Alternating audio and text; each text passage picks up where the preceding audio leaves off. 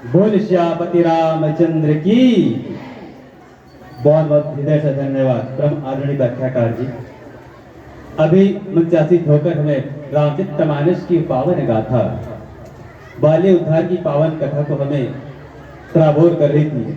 हे शारदे संपूर्ण बालिका मानस परिवार रणजीतपुर कबीरधाम कवर्धा काते मित्रों को इस धर्मंच के माध्यम से सुन रहे थे। बहुत बहुत धन्यवाद ज्ञापित करता हूँ, आपके चरणों को सादर से नमन कर प्रणाम करता हूँ और चार पंक्तियां आपको सादर संवेदित करूं। यही कहूं कि उजड़ी उजड़ी सी हर एक आस लगे, जिंदगी राम का बनवास लगे। उजड़ी उजड़ी सी हर एक आस लगे, जिंदगी राम का बनवास लगे। जब भी सुने आपके श्रीमुख से अमृतमय पावन कथा, यह मन शीतल और शांत लगे, यह मन शीतल और शांत लगे। पुनः सम्मान जोरदार तालियां। आदरणीय व्याख्याकार जी, आपके सम्मान यही कहें कि मुल्ला के न पंडित के अरमान में रहता हूँ, मुल्ला के न पंडित के अरमान में रहता हूँ, साहिब मैं गरीबों की ईमान में रहता हूँ। पूछा जो मैंने रब से अपनी पता बता दे, पूछा जो मैंने रब से कि अपनी पता बता दे, साहिब गरीबों के ईमान में रहता हूँ।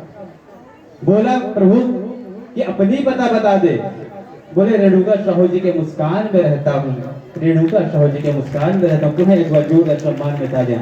आइए सज्जनों, मंच की ओर आपको सादर में चलो। जिन पावन कथा को आप हमें रसबोर कर रहे थे, रामचरितमानस की सबसे सुंदर कथा बाल्य उद्धार।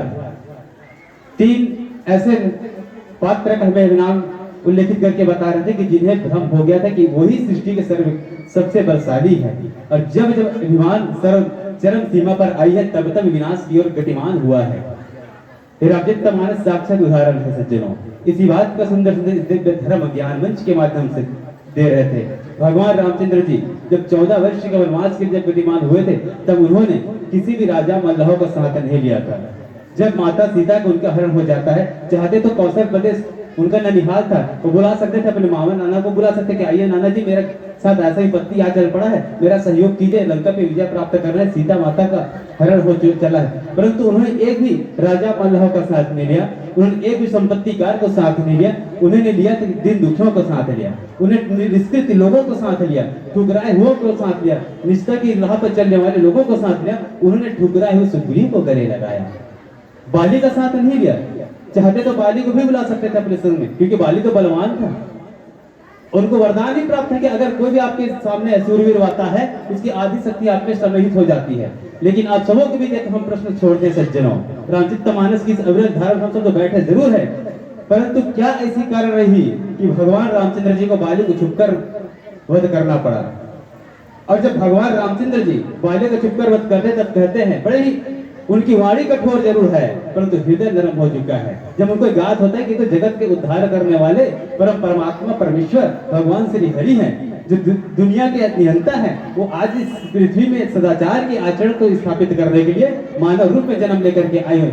जब इस बात को उन्हें जब याद होता है सज्जनों, तब उनकी हृदय में ना नरमता आ जाता है, सरल हो जाता है, लेकिन वाणी कठोर रहता है। तब पूज्यपाद गोस्वामी तुलसीदास जी कहते हैं कि धर्म है तो अवतर हु गोसाई, मारहु मोहि व्याध के नाई।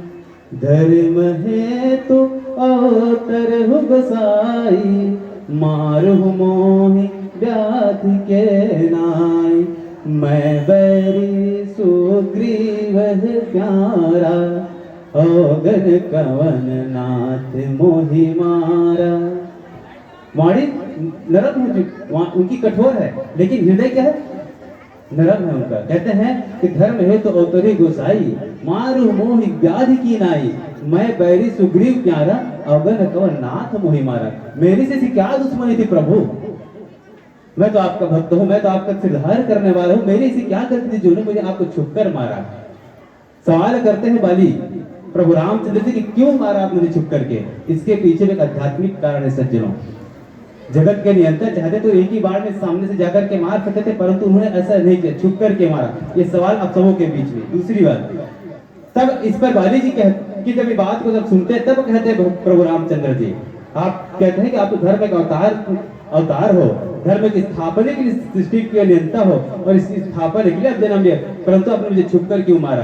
तब भगवान रामचंद्र जी कहते हैं बाली को कठोर शब्दों से कहते हैं कि अनुज वधु भगनी सुत नारी सुन सट सुन कन्य सम ये चारी इन्हीं की दृष्टि बिलो कही जोही ताकि वह कछु पाप न होई।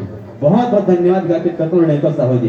ये पावन पंक्तियां आज के जनमानस में इतनी सटीक और इतनी बहुत मधुरता के साथ आप इस कथा प्रसंग पर चर्चा कर रहे थे कि आज के जो जनमानस है इन्हीं उल्लेखों पर आपका विचार चाहते थे हम, और इन्हीं बातों को बड़ी ही नम्रता के साथ आप रख रहे थे। आज के भावी विचारधारा के लोग क्या सज्जनों, यही तो है रामचरित मानस आज की ही कथा है, बीते कई वर्षों की कथा नहीं है। इंसान की सोच के ऊपर डिपेंड करता है कि हम नजरिया हमारा कैसा है। कहते हैं ना कि सोच बदलो तो जमाने बदल जाएंगे, नजर बदलो इंसान बदल जाएंगे। नजरों का फेर है सज्जनों। आइए इन्हीं बात का सुंदर उद्देश्य के साथ इस मंच पे आप मंचासित होकर रामचंद्र मानस की पावन गाथा को उल्लेखित कर रहे थे। बहुत बहुत धन्यवाद ज्ञापित करता हूँ और आइए आपकी शानदार विदाई के लिए निवेदित करूँ कुमारी राखी नंदा पटेल, कुमारी योगेश्वरी साहू, अब दोनों बहनों से हमारा निवेदन शीघ्रता कीजिएगा। मानस में मंचासित मानस परिवार का हृदय शानदार विदाई संप्रेषित कर अपनी आत्मीयता भाव का परिचय देंगे।